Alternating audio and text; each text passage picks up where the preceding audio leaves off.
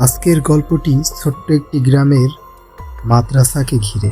একটি ছোট গ্রামের মাদ্রাসা ঘন জঙ্গলে ঘেরা। মাদ্রাসার চারপাশে রাত নামলেই এক ধরনের নির্জনতা শুরু হয়ে যেত। সেখানকার ছাত্ররা বলে, রাত গভীর হলে মাদ্রাসার পুরনো কক্ষে একটি ছায়ামূর্তি দেখা যায়। কেউ সাহস করে সেখানে ঢোকে না। মাঝে মধ্যে ওই পুরনো কক্ষ থেকে বিকট কিছু আওয়াজ আসে, যে আওয়াজগুলো একেবারেই ভৌতিক, যে আওয়াজ শুনলে শরীর শিউরে ওঠে। ভয়ে ডরে ছাত্রছাত্রীরা রাত গভীর হলে সেই কক্ষের দিকে যেত না।